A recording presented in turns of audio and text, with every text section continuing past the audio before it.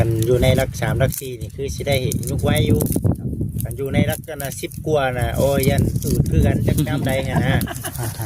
อันนี้คือเว้าตรงๆเลยพี่น้องเอ้ยเนาะ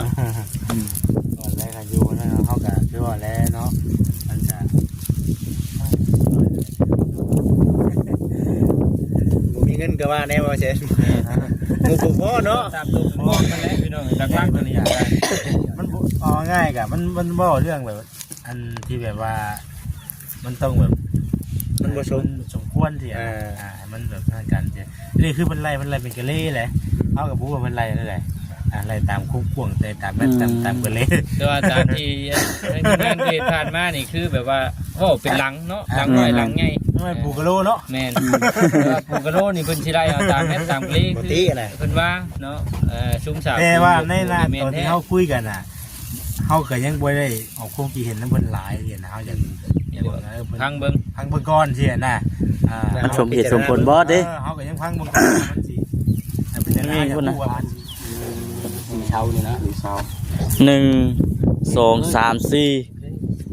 1 2 3 4ตัวนี้ก็เนี่ยปลายมุนเบิดเลยปลายมันน่ะบ่เพิ่นคือได้บ่ว่าสิมันมุนหมดเลยน่ะ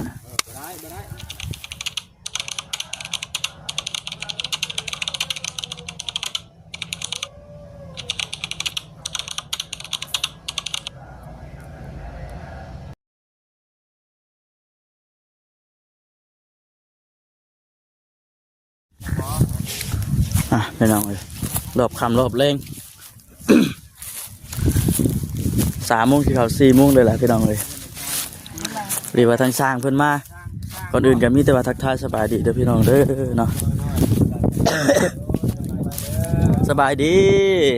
ตู้นางก็ได้มันตู้หวานเนาะตู้เนาะหมูว่าย่างเนาะหวานละวันหาว่าซั่นซะน้อยต่างหาเนาะอย่าคันเว้าง่ายๆสรุปง่ายๆคือได้ยินอยู่ว่า9ล้าน10ล้านมันสิเกินไปเนาะเป็นไปได้บ่ได้แล้วบ่ได้แล้วมันอยากแพงนะแต่นี่ก็ตั้งที่ก็แบบเอาน้ำใจใส่กันนะแต่ทางเงินหัวหน้านี่สิประมาณให้ทำได้ผู้ขายสิเป็นผู้บริหารให้คือจะว่าบ่ได้อยู่น้ำกลุ่มเดียวกับทั้งอาจารย์บ่ผู้ใหม่คือนี่คือสร้างผู้ใหม่สร้างผู้ใหม่แหละบัดนี้ก็ทางเฮาก็ยังบ่ให้ลงกับอาจารย์เนาะว่ามันหลายโพดมันเกินควรแต่ว่าทางอาจารย์น่ะเพิ่นแจ้งราคาน่ะว่ารวมทั้งหมดน่ะ13 ล้าน 790,000นี่คือทางอาจารย์เพิ่นแจ้งเนาะแต่วันนี้เฮาแพงโพดนะแต่ว่าเฮาก็สิมามื้อนี้ตั้งใจว่าสิมาต่อรองราคากับเพิ่นว่าเพิ่นน่ะสิลดให้ได้ซำใดจากอัน10 ล้านสินะแต่เพิ่นสิลดให้ได้ซำใดสินะเอาว่าสิมาอบรมกับเพิ่นมื้อนี้แต่มื้อนี้แหละเพิ่นมื้อนี้เนาะก็คือเฮามาแหละก็เพิ่นบ่ว่างบ่จ้าเพิ่นบ่ว่างบ่มันจังว่าเห็นเพิ่นอยู่เฮือนบ่อยู่ทักบอกเพิ่นอยู่เฮาก็ทักบอกเพิ่นอยู่แต่ว่าวันนี้จะมาเพิ่นบ่มาสินะเพิ่นอ่านเพิ่นบ่ตอบเดี๋ยวอาจจะคาเวียกแล้วไม่อยากสิคาเวียกบ่ได้ว่าจังได๋สินะแต่ว่ายังบ่ทันได้มีแต่สิล้มทางนั้นไว้ก่อนแล้วก็ล้มว่ากับอาจารย์พร้อมมาเพิ่นสิลดได้ทำไรเพิ่นสิเฮ็ดบ่เพิ่นบ่เฮ็ดก็เฮาก็ลงกับทางงานอ้ายเพิ่นต่อก็ได้เนาะเขาว่าเฮาในเดียวเฮาอยากจ้างก็คือบ่ได้เนาะเด้อเสียงกระดิ่งออกมาเองมันฮ้อนบ่เว้ามาง่ายๆแล้วนะยกตัวอย่างว่าทางบริษัทนี่นะทางบริษัทที่ช่วยเหลือสิมาประมาณให้ได้ซำใดสิตัดสิย่อให้นะคือทั้งเพิ่นนี่อยากกู้ราคาว่าทางอื่นก็นี่สิให้ได้ทำใดแต่เพิ่นยอมผมเห็นมาหลายเด้แล้วเฮาก็ว่าเงินประมาณนี้ก็กันว่าทางซอยทางกันไปประมาณ3 ล้านปลายซะเราไป3 ล้านปลายก็ได้กันนะว่า3 ล้านนี่นะเอาว่ามันเกินไปเฮาก็คือว่าแล้วเฮาก็บ่ได้หลายที่นะ เขาก็จะได้ซื้อเครื่องซื้อของนั่นนี่มา แม่ แน่ นี่กระปูหลายอย่างเนาะ คือทางเที่ยวก็อยากช่วยทั้งมีลูกเพิ่นนั่นซะ เขาก็บ่ได้เฮ็ดแบบว่าถึงขั้นแบบนั่นสินะ กับเพื่อนเขาเบิ่งแบบบ่ได้ว่าเขาใหญ่จำได้บ่จ้ะที่ผ่านมาก็คือเคยเห็นอยู่หลายหลังอยู่นะอยู่ในนั้นคือว่าแบบเดินอยู่เนาะแต่ว่าทางสร้างคิดว่าจะได้จะคือถ้าหากว่า สร้างขึ้นมาอย่างไรผมชั้นผมยาวมันน่ะเท่าไรของเราตามไม้นี่แหละนี่ ตามไม้นี่รู้แล้ว ตามไม้ที่มันเลื่อยมานี่แหละ ตามไม้เลย 4เมตร50คูณ5เมตรที่เพิ่นว่าเนาะ ก็4 คูณ 5 4 คูณ 5อะไรนี่เนาะ โดย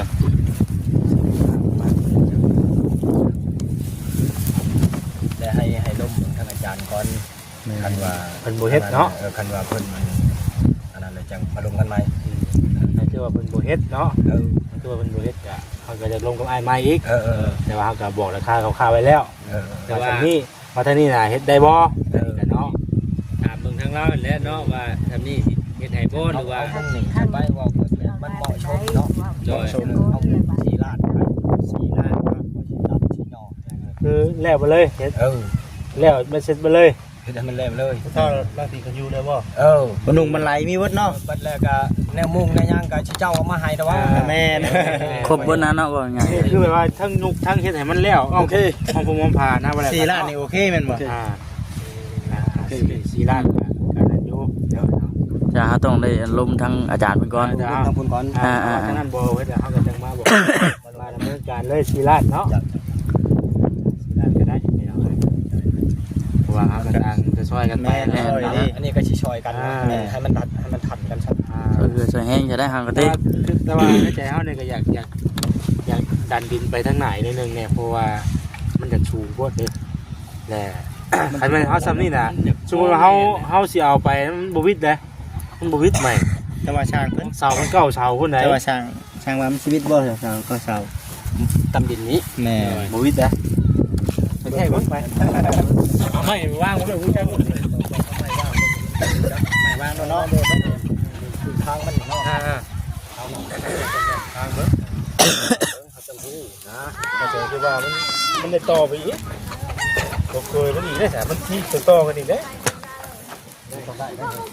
ได้เนาะได้โตนี่มันหันหลังจากว่าหันแล้วก็ เขาว่าเจ้าเสามันสิบ่หลายพดบ่ เช้าอยู่ตัวอย่าง มันก็หลายสาวพูดเหรอ บ่พอดี มันสามมันสองห้องเนาะ ช่องห้อง มันสามห้องได้เนาะนี่สามนี่สามเก้า พอดีวิทยุ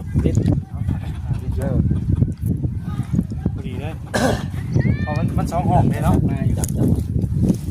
มันคือตัดเนาะ ไม่ไปจ้ะ ผมจำบ่โอ้แม่นอยู่ ยัง53 โอ้ยังหลายอยู่บ่ตัดแต่เก่า ไม่เคยจัด ถือว่าได้อยู่เนาะดินประมาณนี้ ประมาณนี้ได้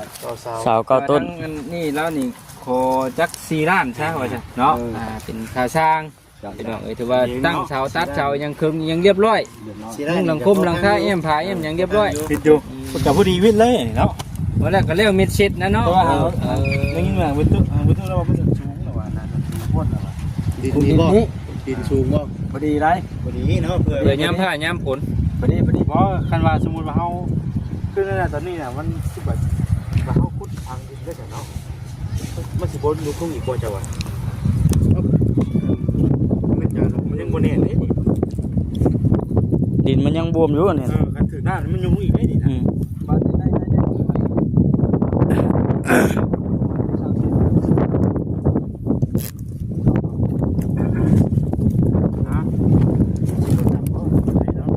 20 เซน ปกตินี่มันตั้งเด้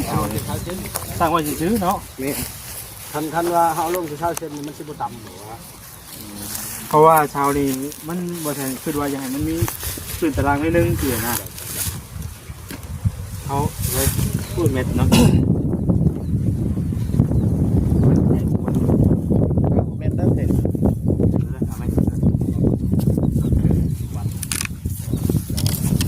กำลังสิ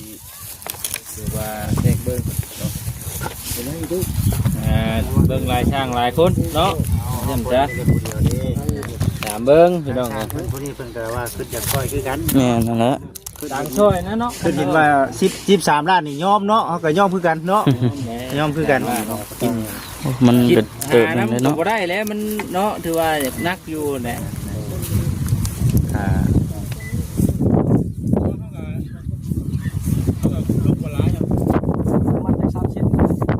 ได้อยู่ธรรมดาอาจารย์เนาะมีแต่ว่าตั้งไว้เลยเราสร้าง เฮ็ดเฮือนแบบตั้งไว้บ่ได้พังนะติ มันบ่อยากมาตรฐาน โอ้ลมพัดมาแห้งห่วยเนาะ ดินบ่เพียงดินบ่ดินบ่เนี่ยนี่ โอ้อันตรายอันตราย พูดตรงนี้ก็ได้เพราะว่ามันก็ห้ามบ่ไม่น่า 3 เมตร50 ไม่น่าชิบบ่ไม่น่าชิบนี่คงคือว่าเฮาเอา ดังแล้วก็โตดังโตเอาเดี๋ยวมันเนาะทำโตดังเนาะโตดังเนาะ มันเอาประมาณถึงแม่นอ่ะ อันนี้จักเส้นแม่น50 แม่น50นี่เนาะได้อยู่50บ่ แม่น50แม่น50เขาต้องลงมัน20เส้นนี่เนาะ ได้อยู่ เรือหรือแม่น30ได้บ่ ได้แม่น50น้องเท่งอยู่อ่ะน้องเท่งแม่น30ได้อยู่แม่น30นั่น นี่แม่น30นี่ลงมา30ได้ ถ้าสมลงจำนะ ตาอยู่ไหนแม่ ได้อยู่เนาะ บ่สูงปานใดก็ได้นะเรื่องเพื่อนน่ะ เนาะชูงลายเป็นแต่ตกใจ ตัวเฒ่าที่ อืม เฒ่าเพิ่นสูงแล้วก็บ่ อ่า ตารางมันก็สิซ้ำนั่นบ่ใช่ไหนบ่เด้นี่เฮาก็สิได้บากนั้นแล้วถ้าว่าทางเทิงมันยังสูงอยู่บ่ปกติก็ยังสูงเท่าเด้อ ถึง2 เมตร แม่นบ่ได้อยู่ 2 เมตรได้ได้อยู่ทางได้เป็นได้ของมันตัวนี้นี่มันต้องไหลมากคันไม้หนัก12เขาต้องลงมาอีกเพื่อได้จับอีกที เอาบากอันนี้เนาะบากหน้ามันเด้ เป็นก็ได้อยู่เนาะ อันนี้นะขั้นตอนเขาจะเอาขึ้นต้องเอาผ้าเสาอยู่ก่อนมันจะไม่หมด ยังงอดเลย เอาเนาะ เจ็บอืม ก็ครอบมาแล้ว ตัวก่อนเนาะอันนี้ก็เล็กขอบ ปอกเลย หาเรื่องเอาเสาแต่มันซื้อได้ก่อนนี่ ตัวนึง ตัวนี้บ่ได้ตัวนี้ บ่ได้กันนี่ชาวประตูเรามีอยู่ ครับตัวนี้ ตัวนี้ก็ชุบนะ บ่ให้ มันดอกเนาะ บ่ได้ก็ให้เพิ่นหามันไม่เนาะ คัดเอาเนาะไม่ใช่จ้ะ ตัวนี้ให้เพิ่นคืนตัวนี้ จะบอกเขาเลย ตัวมันให้โกนนี่บ่เสาตัวนี้ ได้บ่ตัวนี้ ตัวนี้ ไม่โกนเนาะตัวนี้เนาะ ได้นะ มันโกน คือโกนถ้าช่วงที่ดอกง่ายแท้ มันถูกทำนานมากมันบ่ได้ ตัวนี้ แล้ ได้ ว อยู่ตัว ได้ มีเสาได้ได้ได้ 3 เสา ตามเสา ต้นอ๋อนี่เฮากับบากบ่ได้ฮอดพุ่นล่ะว่ามันโกนเขาบ่ได้ฮอด ฮอดแบบว่าย่ามเฮาตอกตะปูนะบ่เด้ โมเน่นโมนำดิ ตาเฮาเฮ็ดนี่เนาะหลังจากว่าเฮาบากไปประมาณ5ชิ้นมันเข้าไปแล้วนี่มันบ่มียังเลยได้นี่ มันมีใจมีอย่างเลยติ จะเอายังมาจับ ปูบ่อยู่เนาะ เบิ้ลเยอะบ้า 3เสาเนาะสิได้อยู่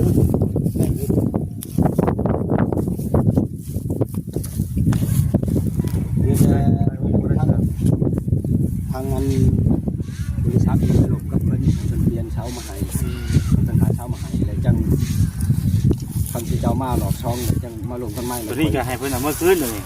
ตัวใดมันบ่ได้ก็แม่นอักชงคืนนะว่าง่ายก็ได้นะตู้เนาะ มีแต่ว่า มันบ่ได้แบบว่า ติดต่อกันยากนะเนาะเจ้ามีโทรศัพท์อยู่บ่เอาเบอร์โทรติดต่อไว้ซะ ชูชันชู หายเลย อันนี้ก็ได้ เอาเลยได้จังเอาเนาะ ทั้งเหงากับโกนเนาะน่ะห่วย เสาเฮือน เน่าได้พอดีกันว่าบัดฝนตกฝนลิ้นมาห่วย บ่เฮาตอนที่ว่าเฮามาเบิ่งตอนมื้อนั้นมัน เป็นวันนี้มันได้ใช่เบิ้ล นี่มันยังตุ่มนี่ตัวนี้บ่ได้ เพราะว่าวันเสาร์มีจะเช้าบ่ได้ลองเบิ่งดูแสดงว่าชี้เช้าทำเกษตร บ่ตัวนั้นเลย ตัวนี้ได้บ่นี่บ่ได้ดีกับได้เนาะนี่1 2 นี่เนาะ เพราะมันคือเสาเนี่ยทั้งหมดเนี่ยมัน12บ่ได้บ่ บ่เก้าเช้า เสาบ่ดิ 8 9แล้วเนาะ คันว่าเอาออกสีนี่ก็ให้พวกเพิ่นหามาตื่นสีเช้านี่ก็คือจะเรือเฮ้ย ตัวจงนี่มันก็สิได้อยู่เนาะมัน ได้อยู่ เฮ็ด เฮาเฮ็ดให้มันยาก อืม มันยาก คือเฮาสิเสียนหาเหลี่ยมมันเนาะ เพื่อสิเซียนหาให้มันเหมาะกันนะ ให้มันตรงเนาะได้ตามระดับมัน ทีนี้คันว่าสิได้ โอ้มันก็ได้แล้ว ไก่ว่าได้ แต่ว่าไปสินะบ่ฮอกับบ่ตีดอก เฮ้ยบอสตัวนี้ก็ได้เลยนะไก่นี่นะนี่มันก็มันลุก เวสายเวครัวอยู่เลยติ มันแต่งยากเข้าฟูชิใหม่แล้วได้ระดับมันแต่งยากมันงานจะเด็ดเนาะยายเพื่อนสีเช้านี้ชอบมาไม้ให้ โดยเราได้4ต้นนี่ถือว่าโอเคเนาะเอามา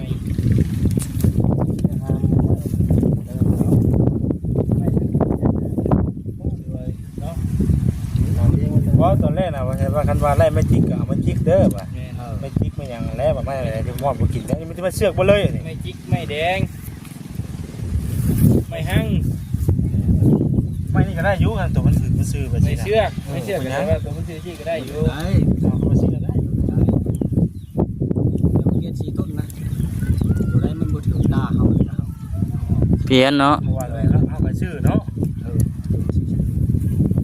นั่นแหละ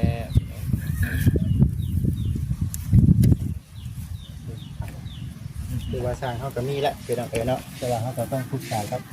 ทางเขาลงมาเขาก็เพื่อว่าบ่อันนั้นเพิ่นเด้ ถามเบิ่งเนาะว่าเพิ่นเฮ็ดให้ได้ในราคาจำมันเพิ่นเสนอมานี่ก็อย่างว่าแล้วก็ราคาให้มันได้กันซะ 4ล้านคือกันซะนี่เขาก็เสนอว่าเขาก็บอกทางเพิ่นว่าทางอาจารย์ว่า4ล้าน4ล้าน อืม เพิ่นได้แหละ ได้บ่ได้ก็ได้ ให้ทางนั้นเพิ่นเฮ็ดบ่ได้ก็มาหาทางเรานี้ บ่เป็นหยังเนาะ ถือว่าทางนี้แต่ว่า4ล้านแม่นโอเคแล้วทางเรานี่ เราก็อยากซอยเด้ แม่นโอ้ ต่างกันจากซอยกันนะ นี่นั่นแหละ 14-15ล้าน บ่ไหวกันเลยเนาะ ซอยกัน คือสิได้ชาวตัวเฮามาเปิดที่ว่าก็ว่าได้บ่อยู่ดิเพราะเอาสิเอาดีแล้วว่ามันคือบ่ได้ตะกี้มันคือว่างามบ่อยู่ได้สิ มาแล้ว เอ้าทำไมจะว่างามอยู่ได้ มาใหม่ๆเนาะสิได้ เอ้าก็จะว่าบ่ได้จะเป็นหยัง กว่าแล้วผัดบ่ได้ลำเบิ่งอหยังคักแน่เนาะ เบิ่งละเอียด บ่ได้เบิ่งละเอีย เอา ด เรื่องละเอียดเด้ เขาคิดว่ามันโอเคแหละเพิ่นจังเอามาให้ว่าซั่นซะ ในเรื่องเสาเนาะ มาเบิ่งตัวจริงเป็นตัวอย่างว่าสิไม่เห็นตัวจริง เฮาก็เพิ่นก็ สร้างสิเฮ็ดก็ลองเบิ่งมันสิไปทางพี่ทางพี่ ว่าเพิ่นก็บ่ได้เพราะเพิ่นก็เป็นครับอาจารย์น่ะเนาะเพิ่นก็ เพิ่นสิบ่เอ้าจังได๋คือว่าหั่นแหละ ก็อันนั้นมันบ่สมควรก็แก้การเนาะ แต่อันนั้นแล้วแต่ทางบริษัทเป็นหลบเขาบ่ให้มีปัญหาหยังต่างๆนะ แม่น เด้อ เฮาก็บ่มักมีปัญหาดอกเฮาก็แค่ว่าเว้าไปตามที่เฮาเห็นเว้าไปตามความจริงบ่ให้ว่าเฮาตีได้ แต่เฮาก็ยังบ่อยากได้ได้ไหม ว่าง่ายๆก็ตามที่เห็นนะ โอ้ร่วมกันเนาะเพราะว่าเฮ็ดเฮือนมันว่าเฮ็ดอยู่มื้อหนึงมื้อเดียวเด้ นั่นแหละ ปรึกษากันเบิ่ง ก็มีหลายอย่างอยู่พี่น้องที่เฮานั่นแต่ว่าเฮาจะสิล้มกับเพิ่นเองตัวนี้เนาะ โดย ถ้าว่าลมตกแตกกันแล้วก็จะมาลมกับข้าพเจ้านี้ ได้เนาะนั่นอยู่จ้ะ ทีนี้ก็ว่าอยากปรึกษากันเรื่องกระชุมกระสร้างนั่นแหละว่ามันเป็นจังไดว่าซั่นนะตกลงกันก็ได้ว่าอยากให้ยกเลยคันว่าตกลงได้ว่าซั่นนะ ก็เฮ็ดให้มันแล้วแหละเนาะอย่ามันคนหน้าฟ้าหน้าฝนมาลำบาก นั่นล่ะ ทางไปทางมานี่ก็แม่นลำบากผู้อยู่นี่ก็แม่น คันอยู่ในรัก3รัก4นี่คือสิได้ยกไว้อยู่คันอยู่ในรักกัน10กว่าน่ะโอ้ยยันสูตรคือกันจักยามใดหั่นนะอันนี้คือเว้าตรงๆเลยพี่น้องเอ้ยเนาะ ก่อนแรกกันอยู่นั่นเฮาก็คือว่าแล้วเนาะมันจะ บ่มีเงินก็ว่าแน่ว่าเช่นงูบ่พอเนาะ ตามตัวมองกันแล้วพี่น้องหลักๆตัวนี้ได้ มันเอาง่ายกะมันบ่เรื่องแบบอันที่แบบว่ามันต้องแบบ มันบ่สม ควรที่มันแบบนั่นกันที่นี่คือมันไล่เป็นกะเล่แหละเอากับผู้ว่ามันไล่นั่นแหละไล่ตามคุ้งข่วงแต่ตามแม่ตามกะเล่ แต่ว่าตามที่งานเวทผ่านมานี่คือแบบว่าโอ้เป็นหลังเนาะหลังน้อยหลังใหญ่ มันผูกกะโลเนาะ แม่นปูกระโดนี่เพิ่นสิได้เอาตามแม่นตามกลี บ่ คือ ตีอะไร เพิ่นว่าเนาะซุ้มฉาก แต่ว่าในร้านตอนที่เฮาคุยกันน่ะเฮาก็ยังบ่ได้ออกความคิดเห็นนำเพิ่นหลายเห็นเฮาอย่าง ทางเบิ่ง ทางเบิ่งก่อนสิน่ะ มันสมเหตุสมผลบ่เด้ เฮาก็ยังพังเบิ่งก่อนว่ามันสิเป็นนะอย่าฮู้ว่าเพิ่นสิให้เพิ่นน่ะ ไหลออกมาได้ไรบ่ เบิ่งก่อนสินะวันนี้ว่า เขาก็เคยเฮ็ดเฮือนหลายหลังที่ผ่านมาอยู่หั้นนะกันมันสมมาพาควรก็เขาก็โอเค เพื่อนรังใหญ่เขาก็บ่กล้าคือกันแล้ว แม่ เพราะว่าก็เห็นทั้งทีมงานเห็นหลายหลังผ่านมามันก็ราคามันก็บ่ซ้ำนี่นะ แล้ว ก็มันก็หลังใหญ่กว่านี้อยู่เนาะว่าเห็นเนาะก็ราคาก็ยังบ่ถึง อ จัง ย่า นี้ งว่าเฮาถึงคันกบคันยังเขา บ่ ไปนำไม้นู่นแหละ บ่ให้เว้าในนั้นได้เนาะตัวนี้ เขาก็มาเบิ่งเห็น เขาก็ ผลมันน่ะนะ ตู้มันนั่นแหละ บ่แล้วก็คิดว่าตัวใดมันสมควรใช้ก็ใช้ตัวใดมันคิดว่ามันบ่คักในตาก็อยากเฮ็ดเพิ่มเติมไปนั่นจ้ะ ปานนั้นแหละบ่เจน ฮะ ซ้ำเพิ่นทางนั้นแหละ เนาะ เออ สิซ้ำนั่นแหละ 4คูณ5ซั่นนะ 4คูณ5 ว่าซ้ำนั้นเนาะสิซ้ำหลังนี้ ความสูงเด้ความสูงเพราะว่าความสูง ความสูงก็สิประมาณนั้นแหละ เก้าเสาเลยอ่ะ ก็ต้นคือกัน เดียวกันนะ เก้าเสาคือกันเห็นบ่ อืม เอาเลยในตู้สิได้คือใหญ่ปานนั้นพุ่นบ่นี่ ก็ต้น 4คูณ5ซ้ำนั้นเลย 4คูณ5ประมาณนั้นบ่เลย วันนี้ตอนแรกนะว่าแซนกล้าไว้แหละว่าจะเอาแต่6เสาเรื่องใดบัดนี้อาจารย์ว่ามันบ่ได้แบบเพิ่นแล้วเพิ่นเลยว่าเพิ่นแต้มบ่ลังมาให้แหละแล้วโอ้เอาเพิ่มอีกเก้าเสาเก้าเสาแล้วข่อยก็เลยเอาเก้าเสาแล้วพอนะพอได้มันมีอันเสียเป็นหยังออกไปแล้วก็นั่งได้เลยเฮาก็เฮ็ดแล้วได้เลยจังบ่ได้เกาะหยังออกเสียนะแล้วก็แล้วเลยสินะ แค่บัดเดียวเลยเนาะ ถ้ามา6นี่ยังมียังสิมีเกาะอีกนะ อืม แต่เฮาเกาะแล้วมันนี้ออกเลยเด้มันก็แล้วเลยมันคือสิได้ดิมันก็แล้วเลยมันมีเสียมีหยังออกมาเลยดินั่นแหละ นะฉะนั้นก็โอเคละพี่น้องเลยเนาะ มีแต่นั่นแหละมีแต่ว่าเดี๋ยวสิลมกับอาจารย์เป็นก่อนบุเป็นยังเราเฮาเพิ่นมามื้อนี้ก็เฮาลบโทรศัพท์ก็ได้เฮาก็มีโทรศัพท์ติดต่อเพิ่นอยู่เด้ แต่ว่าเฮือนก็บ่ได้ไกลแต่ว่า ไผ เฮือนเจ้าน่ะ อันนี้เฮือนคนกระเบื้องสิไปตองเพิ่นเอาเฮือนละ โอ้นั่น นั่นเด้เนาะ บ่ยากหรอกฉันอยู่ตลอดแล้วว่า อยู่ตลอด น่ะ เองดอกนะ เฮ็ดเอง บ่ได้จ้างช่างดอกเฮือน สร้างกับมือเลย เองเลย โอ้ เนาะ พื้นช่างเนาะ อันใดเขาได้ไปจับตีนเสาไปสิดิน เอาเด้หันเนาะ เฮือนยังบ่แล้วอยู่เฮือน ทำเฮ็ดในชีวิตกับไผในเฮ็ดในจักคนกัน ประมาณ2คนนั่นแหละ โอ้ปันกันคนละสองเนาะคืออยู่ จับไม่ช่วยกันเนาะ มาช่วยกัน คืออยู่ แต่ว่าเฮาบ่เฮ็ดผู้เดียวมันบ่เป็นเด้ บ่เป็นแล้ บ่กล้าว่าแล้ว เนาะ ได้อยู่เนาะสองคนนี้ สิลมตัวนี้บ่แรงนี่ลมอาจารย์ว่า มีแต่ลมเสา4เสาให้เพิ่นเปลี่ยนมาให้เสา4เสา ตัวนี้แล้วจ้ะมันบ่ได้หาหมอกไปยัง บ่ได้ เราจะเปลี่ยน แต่ แล้ว บ่มันบ่ผ่านก็เป็นหาหมอกเนาะ ไปเลี้ยงไว้พุ่นดิ เรียกมันหา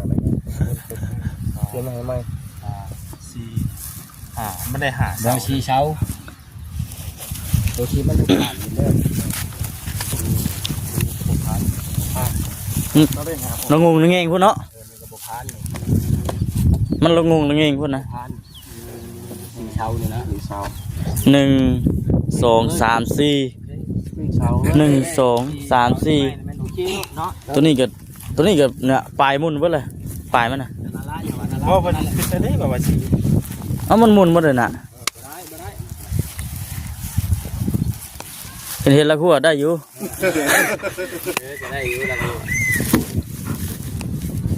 เปลี่ยนเอาดิเขาสิว่าอย่างนี้ ต้องถามมึงก่อนได้เปอร์เซ็นต์ดิต้องถามเบิ่งก่อนรวมกันก่อนเฮาก็ซื้อเนาะ เรื่องงบประมาณที่จะไล่ให้พวกเพิ่นเลยแต่ว่า แล้วว่าดอกที่เป็นปานนั้นตัวนั้นมันก็ โอ้เสาละเซียนเด้อ เรานี่คือว่าเลยเนาะมันจะถือว่า มันลาย ประมาณนี้นะบ่แสน ลายปูดลายเป้าคน จริงเงี้ยนี่โอเค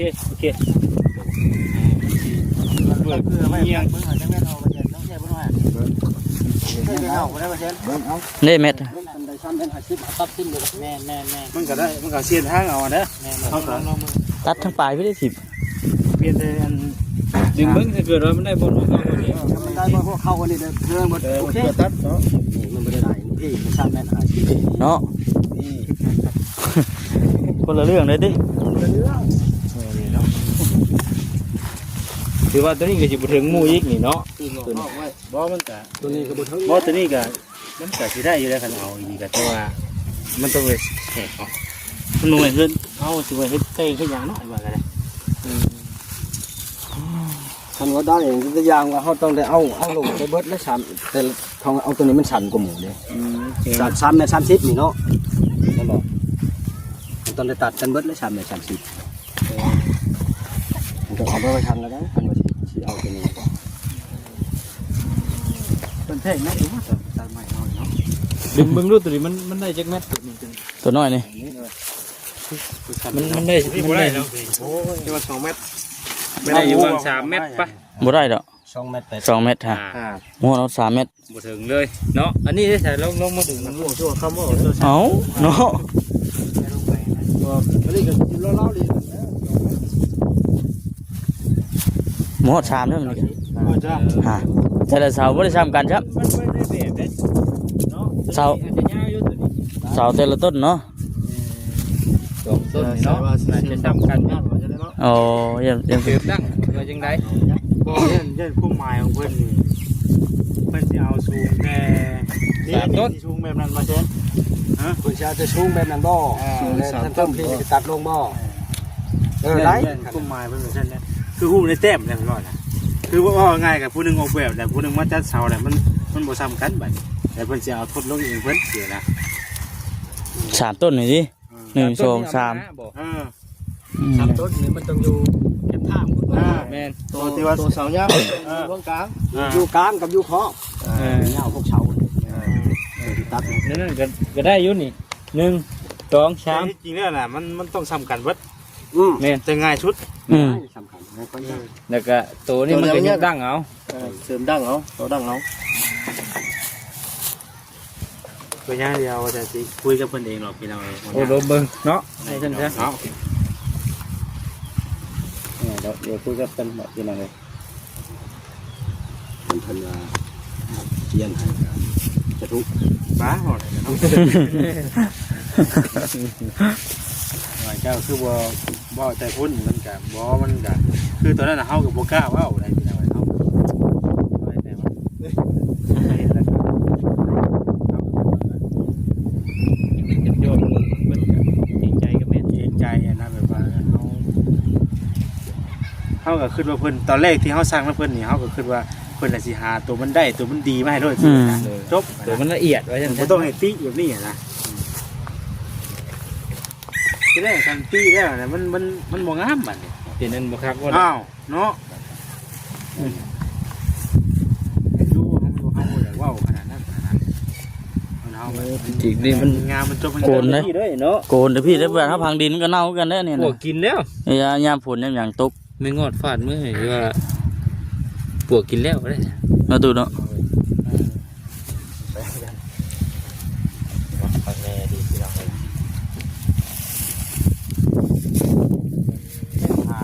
เป็นผาบาง บางเนาะได้บ่ เฮาก็ยังเงินเพิ่นเอามา เรือตู้เรือหลังเด้อ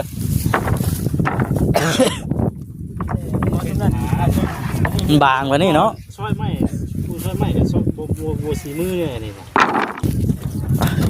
นี่ก็จบก่อนบอกคำเลยเนาะจังไดก็มีแต่ว่าพิจารณาเบิ่งช่วยกันพี่น้องเด้อเนาะพิจารณาเบิ่งนำกันที่ซบกันเข้ามาเบิ่งพี่น้องเนาะสบาย